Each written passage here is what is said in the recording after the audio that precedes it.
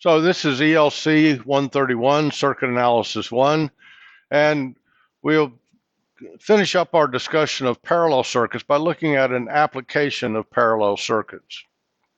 Now, in our homes and businesses, all of the appliances, all the receptacles, and all the lights are connected in parallel.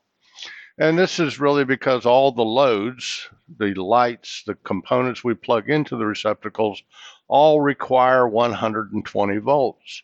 And if these devices were connected in series, then of course you remember that we connect components in series so that we can divide voltage.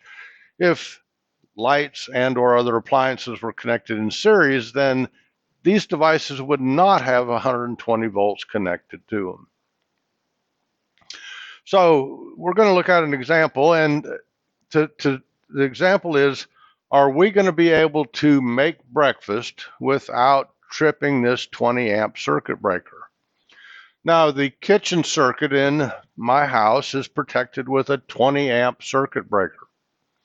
And in order to make breakfast, we need, of course, some coffee, Mr. Coffee. We need to make some toast, Mr. Toasty. And we're going to make some pancakes and bacon. So we're going to need a griddle.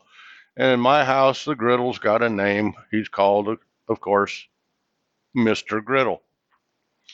Now, the coffee maker requires or will dissipate 360 watts of energy.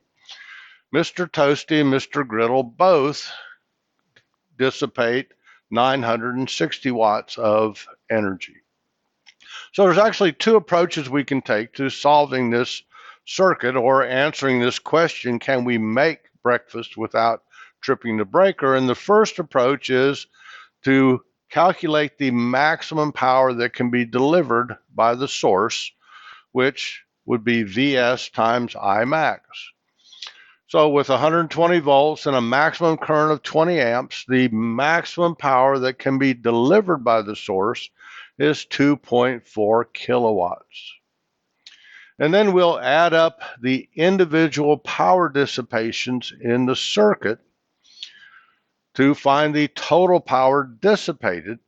And of course, we find the sum of 360 watts, 960 watts, and 960 watts gives us a total power dissipation of 2.28 kilowatts.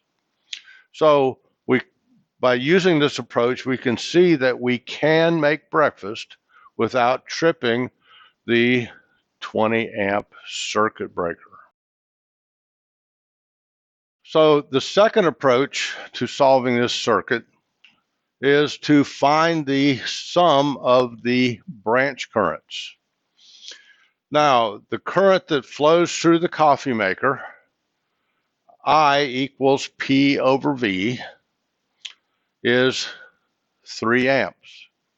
The current that flows through the toaster oven, Mr. Toasty, that says Toasty, Mr. Toasty, will be, again, P over V, in this case 8 amps, and the current through the griddle, that says grid, is also 8 amps. So we find the sum of the branch currents, 3 amps plus 8 amps plus 8 amps, gives us 19 amps. So with this solution, we also see that we'll be able to make breakfast without tripping the 20 amp circuit breaker.